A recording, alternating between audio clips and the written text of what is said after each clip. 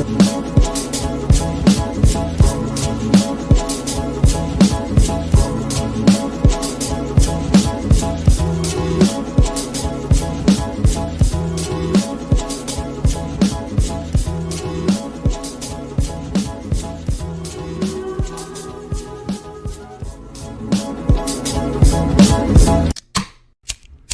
ready?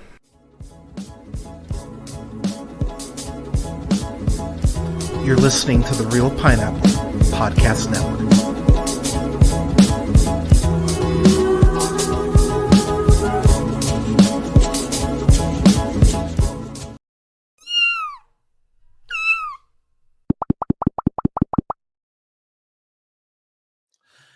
Good evening, ladies, gentlemen, theys, and gays. This is the Real Pineapple. This is your humble host, Hunter, here. I hope you're doing safe. I hope you're doing well. Happy holiday season to all of you. So this is kind of the official kickoff of the Real Holiday series. So I will have 12 reviews leading up from now until Christmas Day. One of them's already been recorded, so that'll actually be uploaded after we go ahead and get off here. But for tonight's stream, I'm going to go ahead and I'm going to review something I promised I would review back in March or April. April, I think is when it came out. That's Taylor Swift's Eras Tour, the concert film. That is a Disney Plus exclusive. I will be reviewing that, as well as I will be talking about the Golden Globe nominations. I have not seen them. I've heard a couple things as far as who's nominated, but I'm really cold actually going into this, so you'll be getting my reactions in real time to that. So I was gonna go ahead and start off with the Golden Globe nominations, but I'm gonna pull an audible here, and I'm actually gonna start with the Eras Tour. So let me just get my notes back up here. And shout out to Rodolfo. I hope I'm saying your name right. Rodolfo in the chat. Shout out to you. Thanks for so much for stopping by. Appreciate it. So, all right. So Taylor Swift's The Eras Tour, the film, came out on Disney Plus, and pretty big get for Disney on that front. I will say I do think it's incredibly scummy that they went ahead and changed the whole streaming sharing account thing like the day before the movie premiered. I thought that was incredible. Like, even for Disney, that was pretty fucked. But that's honestly one of my biggest like memories in terms of like knowing about it. But this tour has been insane. Like, my feelings about Taylor Swift aside, which don't worry, we'll get to, the numbers are absurd. 10.1 million people attended this tour. It covers all of Taylor's eras, which again, it's wild to me that there are eras with her stuff. But 10.1 million people attended, grossed nearly 2.1 billion. Again, insane. The tour launched in March 17th, 2023, and it's gone through December 8th, 2024. So it ended officially as of yesterday. Let me see. I had this other thing. I think the other thing that's pretty crazy about it is the bonuses that were given. So she apparently went ahead and gave $197 million in bonuses to her performers and crew. That's insane. That is an insane amount. That's nearly 10% of the gross of the tour, based on the numbers here. So look, despite my feelings about Taylor Swift, let me start off with the positive. You will never hear me question her work ethic. Touring that long is, I think, insane for any artist, let alone an artist that has a catalog of stuff as deep as hers. So I'll give her that right off the bat. The fact of the matter is, like, when I do see her interacting for fans, it does seem like she really does like appreciate the love that she gets. That's something that's never come across as fake to me. And then as far as the tour itself, um, like I just said, the fact that she gave off all of those, um, the fact she gave off all of the those bonuses, that's nuts to me. In the best way. So I don't think and then also the fact that she used her influence to go ahead and get young people to vote. Um, all those non-registered voters who went ahead and got registered because of her call to action for it. I think she does use her voice often for good and for good causes, and so I will give her props in terms of that respect.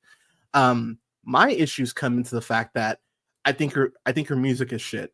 I th- I think her music is so goddamn bad. Um, I still remember the first time I was grabbing like towels or something at Target because why else would I go to Target? And I remember I heard Shake It Off, and I remember I just got so agitated that song is like White Woman Who Let the Dogs Out. Like that's and I hated that song when it came out. It's just one of those songs I'm like, why does this exist? Like when what's it called? When lip sync battle was a thing, when there was that whole craze was going on. I don't know if Fallon still does it. I never watched Fallon, but when that was like a show and everything, I remember, like Anna Kendrick, I think rapped like not straight out of Compton, but she rapped some rap song. And it's just like, all right, like this is like this is what we're doing now. Um it's super cringe and it's something that I've never appreciated. But going into this movie, I was like, I'm gonna do everything I can to try to be objective. I had an edible beforehand. I had some nice sleepy time tea. I was like, I'm gonna give this every fair shake that I can as a critic. So so it was like, okay. So I don't have all the songs listed here. I think they have them in order, maybe. Um, but okay, so actually, I think I'm gonna go based off of this tour set. If it's wrong, whatever. But I'll correct as I can. So it goes ahead and starts off with love. So the sections in order go: Lover, Fearless, Red, Speak Now, Reputation, Folklore, and then Folklore and Evermore. And then 1989. And I guess there was stuff, I guess, from Tortured Poet Society. I feel like that's not. No, that came out this year, I think. So yeah, so scratch that. And then some surprise songs and then Midnights, basically. So it starts off with Miss Americana and the Heartbreak Prince, which I'll be honest, the intro to me, I just was like, whatever. But then it gets in the Cruel Summer, and I actually think Cruel Summer is actually like a pretty catchy bop. I was like, oh, okay. Um, interesting little tidbit. I went into this kind of wondering how many songs of hers I would potentially like, because there's one song in here that I actually love, not just like, but love. I was like, okay, there is one, but I will get to that here in a bit. But it goes ahead and starts off with Cruel Summer. I think Cruel Summer is a decent song. And then the staging of this movie. The director, Sam Wrench, who went ahead and directed this, he has gone ahead and worked on things for like the Eagles. He's done some stuff for iHeartRadio. So it was like not a huge. Oh, he did Lizzo's live and concert special. He went ahead and worked with Billie Eilish. So he's definitely gone ahead and worked with some people. But I got to give him his props here. I think the way that this is actually shot, the way that everything is presented, as far as a concert film, I think it's incredibly well done from a technical perspective. There's a shot at the 651 mark of these purple lights that are kind of like engulfing Taylor. that's an amazing shot. It's an absolutely gorgeous shot. And there are these like blanket dancers that are there with her, that I actually thought were that were really good. I really like that shot. And then it goes into this like glad interlude with like these rainbow lights and everything.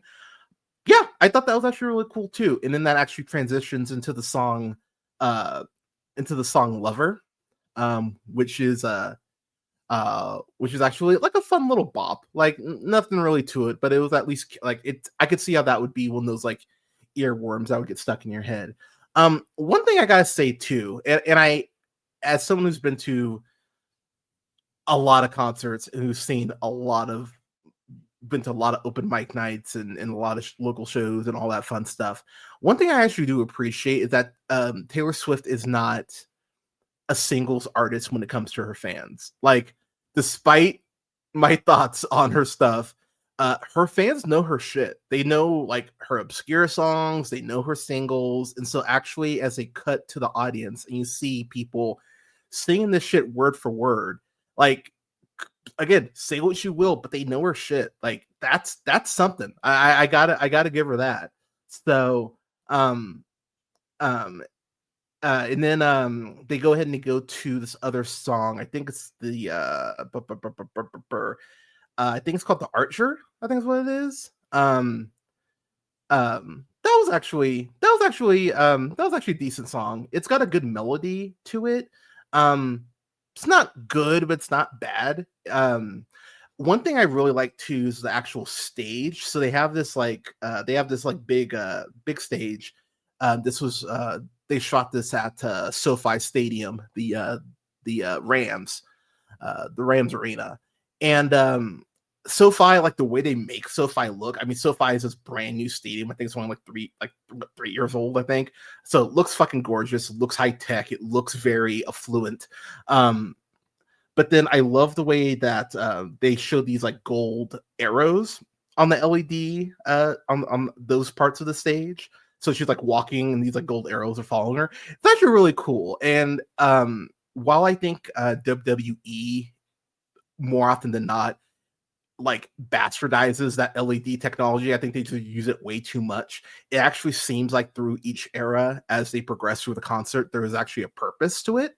So credit to that as far as like who like planned all that and all that, because aesthetically it's actually really cool. And so after that song, they could do this transition from like gold fireworks and then goes right into Fearless. And Fearless is actually a really good song. I remember the first time I heard Fearless and was like, this is a good little bop. This is something that I would actually hum. So even hearing Fearless all these years later, I don't even remember when Fearless came out. I'm almost terrified to look when this came out. Fearless came out. Oh, that's Taylor's 2010. God damn, that's nuts. So yeah, it's been a minute, but that's still a great song. So so credit to her on there. So with that said, I'll be real. This is where the movie I just went, oh no, like it just goes for me, because then we get into her Reputation era, and and there's a point when they transition to the Reputation era that this fucking snake comes at you, and and I was like Indiana Jones. I was like, ah, Jesus, like it got me so off guard. I was like, oh my god, that's absurd. So we go into the Reputation era, and then I'd never heard. I'm sure I'd heard it somewhere, but I don't remember. Ready for It, that song. Oh my god, what a terrible song! Like what a dog shit song. It is not good. I yeah, it's not a good song. Yeah, I just okay. Let me just read the opening of this, because okay. So knew he was a killer first time that I saw him. Wonder how many girls he had loved and left haunted. But if he's a ghost, then I can be a phantom, holding him for ransom. That's what I have to say. Not good, not good shit. But yeah, that song's it's very I think this is the same song where she goes ahead and goes actually no, that's I think that's a different song. My notes are all over the place, people. All right. I had to watch this in settings. What do you want from me? um but then after Ready for It, we go ahead and we move on to Delicate, which is the next song. And there's this one lyric in particular that's just like shook me in like a very hilarious way, because she talks about how because I like you, my reputation's never been worse. And I really had to pause and think about it and go like, is there a time her reputation's been like bad? Because I think the closest we even got to her having a quote bad unquote uh reputation unquote, pardon me, is was when she got into the whole feud with like Kim and Kanye, which by the way, we just brushed that shit aside, even though Kim had receipts, which is another reason why she irritates me. But outside of that, I don't think her reputation's ever been quote bad unquote. Maybe the Katy Perry feud, but to be honest, like, and that is something I will give Taylor. I remember when her and Katy started, feuding. She put out Bad Blood and all that, and I just remember thinking, man, like one of you is clearly going to win, because let's call it what it is. Katy Perry like never established herself as an artist. Like, while I think Taylor isn't super well defined as an artist, she at least has things about her that do define her. Katy Perry, just as a songwriter, I never thought she knew what she wanted to be or really what she wanted to say. I might not agree with what Taylor is saying, but I think she knows at least some avenues in which she wants to go ahead and get there. So yeah, the whole bad reputation lyric, or like the whole my reputation's never been worse, just made me roll my eyes. And then and I think that's still the same song, but she has this lyric where she goes, "Don't blame me, love made me crazy." And I'm just like, oh my god, it's always someone else's fault. Like you, like it's always someone else's fault. Like, oh, this is why it's so hard to like you. But then I think that's still the same song. But one thing I know, I was mentioning the stage and LED lights earlier. There are multiple like platforms that she has, like the staging has, and so there's this one platform that she's on, so it's almost like an escalator, and she gets to the top, and then the platform just goes up. And as someone who has a giant fear of heights, I would be like, hey, this is how far it's off the ground. Oh, 6 feet, cool, we'll stop here. She gets probably 30-40 feet in the air, and I'm probably lowballing it. And I was just like, okay, like credit to you on that, because I would be looking around like, oh my god, if this platform falls. But she's up there, playing guitar and shit. So it's like, and singing. So it's like, okay, like props to you. I then we go ahead and we go on to Look What You Made Me Do, which is a song like I think the chorus is incredibly lazy. It's just basically her saying, "Look what you made me do," over and over again. But the actual performance of it is actually pretty good. There are these people with like different like t-shirts and like outfits and stuff, and they're like locked in these like display cases. And so like Taylor kind of goes up to not each one of them, but several of them, and is like singing the lyrics, and like it's actually a very cool visual. I could see how, especially if you were like closer to the stage, that would be something that would actually probably be something that would actually be cool. And then I will just say, because it just made me laugh, there's this point at the end of the song, she goes, "Oh, the old Taylor can't come on the phone." And it's like, why? Because she's dead. And like everyone in the crowd yelled because she's dead, and I was like, that's wow, okay. That just kind of caught me off guard, but I got a very sick chuckle out of that. We go on to Speak Now, and I will say that song Enchanted that she has, that's actually a nice song. That is actually a decent little bop there. And it's actually it's probably the second best performance she has all night, because the way that she oh no, actually that's the next song, pardon me. But yeah, Enchanted is a nice little bop. They go ahead and they go from that to Long Live, I think that's what the song is called. And it's probably the second best performance they just said, but it's not her best song. Like as a song, I think it's average, but the way that it's actually presented, it's like Taylor in the middle of the stage, and then she probably has like four people on the right of her, four people to the left of her, and they all have guitars and they're all like really singing in unison. Like one thing that you can say about the Eras tour, just for the fact that Taylor has been touring so long, is the fact that you know that that muscle memory is just down, and like these backup singers. Real quick, shout out to the backup singers. They are on their shit all night. Like even for the songs I didn't like, the way that they accompany her voice and the way that they're all singing in unison together and just know their shit, it does enhance the stuff that I was even kind of like rolling my eyes at. It does enhance it a little bit. And this spot here is actually a really cool like visual, and the performance is really well done. So I will give her credit for that as well. Um Pardon me. And one thing that the staging has been really good at is the lighting. The lighting is immaculate, really, throughout the whole show. Um, but that really when they're using the purple lighting, I don't know why I like purple lighting, but it works really well on that song as well. So I will give her I'll give her props for that. So going on to the Red era, I don't like this song. I've never liked this song, but it is a catchy song. 22.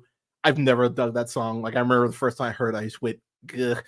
But it is shockingly catchy. Like I was like, I could see how people would end up end up singing this. And just to show that I have a little bit of a heart, um, one thing about this that I actually thought was really sweet is where's my water? Hang on. One thing I thought was really sweet is there's this little girl in the front row. And this little girl, God bless her, like it might have been her first concert. I have no idea. But she looked like she was having the time of her fucking life. And she's there for parents. And like you see this little girl, she's just like bopping up. She's probably like maybe 10, 11. And Taylor's wearing her Clockwork Orange hat. And she and she runs to the front of the stage where this girl is freaking out, gives her hat, gives her a hug, and like takes a second, like as the background singers are still singing 22, and like looks her dead in the eye and says like thank you. And I was like, you know what? Like, yeah, it's this crap. Yes, it is. But that's a moment that that little girl is going to remember for the rest of her life, and that's something that's literally immortalized on film that she can go back and watch. Like, so from that perspective, I was like, you know what? That little kid had a moment. Like I still remember the first time I went to Disneyland and I saw Winnie the Pooh, and it was like the happiest I was like that whole year. So I'm sure that little kid like got, you know, like I thought that was sweet. It melted my heart a little bit. The shit is still dumb, but it did melt my heart a little bit. Um so yeah, I actually did like that. And then we go ahead and we go on to we are never getting back together. I just think the dance choreography that they have there, I just thought that performance in that song in general has never been good. So that didn't move me at all. Like at all. But then we get to the best performance of the movie. And I know some of you, if you've listened to the show, you're thinking this will probably be an easy go fuck yourself. And no, I'm not going to give this a go fuck yourself, because fair is fair. Like I will always give movies, even if I don't like them, credit for something that they do well. And I remember, and I can't remember if she hosted as well. I think she was just a musical guest. But I remember when she was re-recording, doing all the Taylor's versions of things, she goes ahead and she does like a new 10-minute version of All Too Well, which, as we know now, is about Jake Gyllenhaal, apparently. And okay, real quick about Jake Gyllenhaal. You know how you see artists or actors, actresses in certain things, and you go like they do that too well? Like that's how I feel whenever I see Don Johnson play a racist, or or like Leo in Django. Like you can almost imagine Quentin being like, "All right, Leo, I'm gonna need you to say the N word." He's like, "Oh, don't worry, I got this, Quentin. I don't need you. Like, I don't need you to direct me. I said the N word on the way over here today. Like, I don't need you to say anything for me." Um, I actually think that All Too Well. What up, afternoon? What up, afternoon tune? I actually think Taylor Swift's. I think the 10-minute version of All Too Well is like Taylor Swift Euphoria. Um, now I know I'm making a Kendrick Lamar Taylor Swift comparison. Just stick with me here. The thing about Kendrick's Euphoria is that, especially the first time you hear that, is you believe every fucking thing Kendrick Lamar is saying. Like, you believe how much he hates Drake and how much he's like, I want bad things to happen to you. Listening to All Too Well, you can tell how much, because like I've heard, fuck, we're never getting back together. That just played before this, and I heard Dear John, which I think you were dating John Mayer. What the fuck were you thinking? Like, I've heard a lot of her breakup shit. I just roll my eyes. This is the song for me that feels like the most conviction that Taylor has in her pen, the most conviction she has in her voice, and the most that she actually believes what she's singing. It honestly is heartbreaking. Like, it actually made me feel bad for her. I remember hearing it on SNL and actually having to pause and go, God damn it, that was great. Like, that's a great fucking song. And so going into this, I was like, okay, is she gonna? And yeah, and it's the best performance of the night, I think, by a sizable margin, to be honest.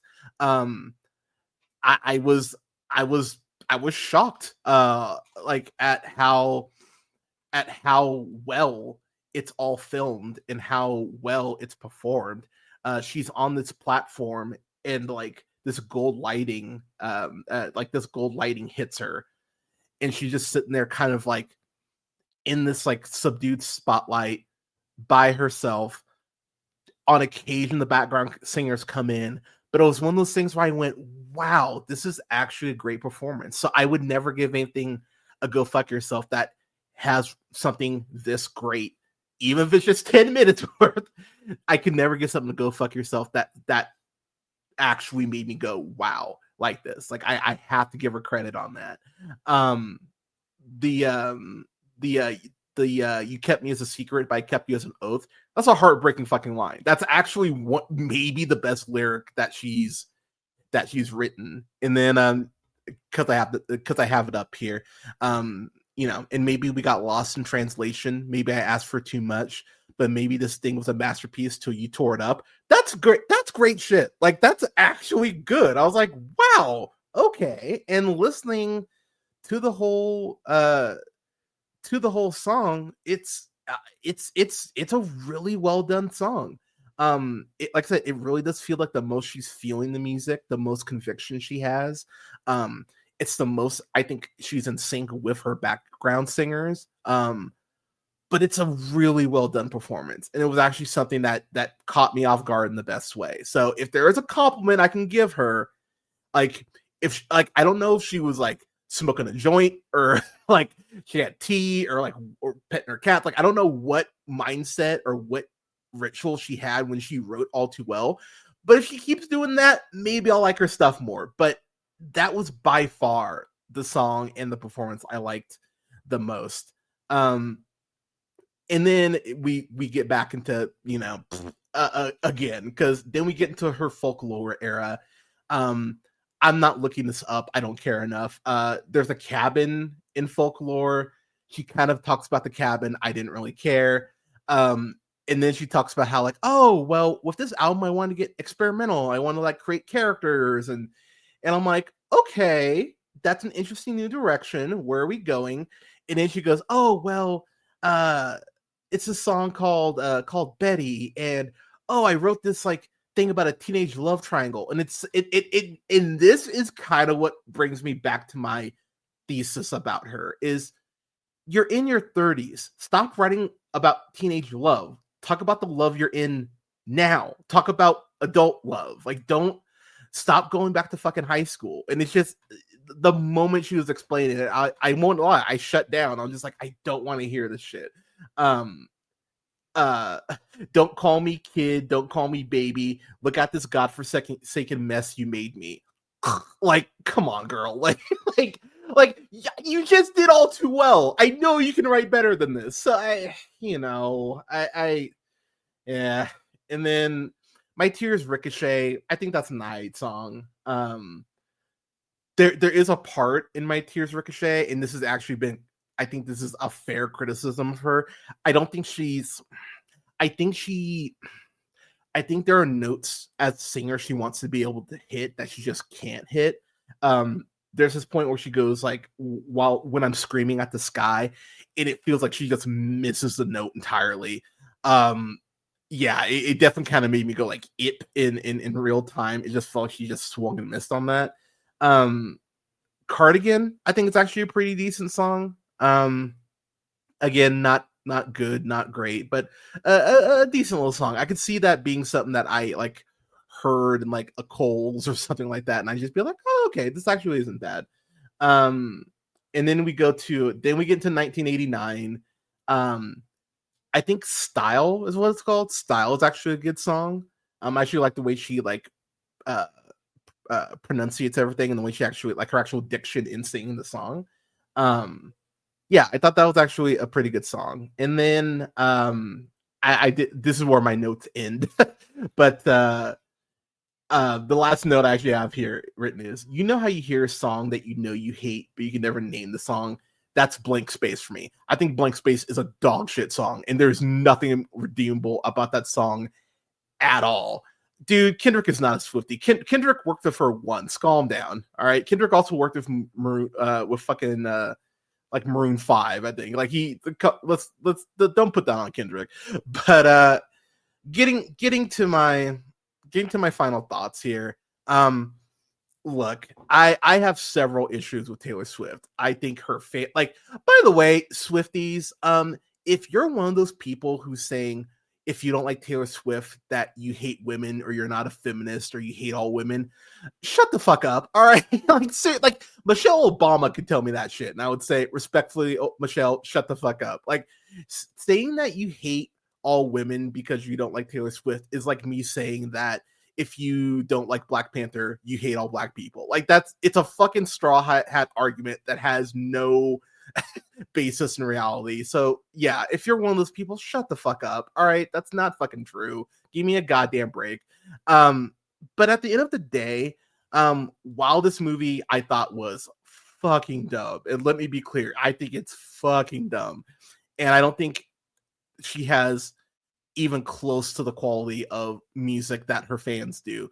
There are some decent performances in here, and this, if you are a Swiftie and you just couldn't afford these absurd prices to go ahead and go see her, or shit sold out or what have you, this is a perfect way to watch it. Like, I'm sure they'll end up doing some sort of like anniversary screening for this. So, like, as a proud cat dad, if I was a dad to human children, and he, she, or they, however they identified, were like, hey dad, can we go see the Eras Tour movie? I'd be like, you know what, let dad grab an edible, we'll and we'll go to the theater, because this is the way to experience this show if you couldn't get to be there yourself. Like, I even like to actually get a concert experience, I actually even turned on my sound bar, so I was actually blasting this music throughout my house. God help me, but I like, if you're a fan of hers and you couldn't go to the show, this really is the way to see it. Have some friends over, order some pizza, make it a night. Go ahead and get your popcorn, your wine, or your juice, whatever you drink, and turn off the lights, and just fucking vibe out. Like, I can't hate y'all for that, but it's her fan base that just exhausts me, and she's everywhere, and I need her to go away for a while. I hope this tour ending, I just don't hear from her about her or from her for a year. I know that's a pipe dream at this point, but yeah, yeah, her music, it's not good. The stuff that is good, it does work, but I think it's like 10% of what I heard at best. I enjoyed. So I rarely do this, but I'm actually going to give 2 grades because I think that even if you're like, the Swiftiest of Swifties, I do think that there are some performances in here that just aren't good, to be quite frank. But the ones that do work, I think for people are gonna really, like, really work for people. Um, oh yeah, Bejeweled. That's Bejeweled is a good song. Midnight Rain I thought was decent. Lavender Haze is decent. Um, I think Vigilante shit. I think that's kind of artistically where she kind of wants to be able to go. I just don't know if she's the type of artist who can get there, at least right now. Um, that might be one of those things where she hits her 40s and almost has like a Sheryl Crow like renaissance, and she's able to sing that shit confidently. I don't think like Vigilante's shit or Mastermind or Karma, I don't think she has the confidence right now personally to sing those songs with the conviction that she can sing something like All Too Well. But yeah, so for me, this is like, I've been going back and forth between C and C minus, and I'm gonna go C minus. I can't justify even saying average on this for myself because I'll never watch this shit again, like ever, ever, ever. I will never watch this again.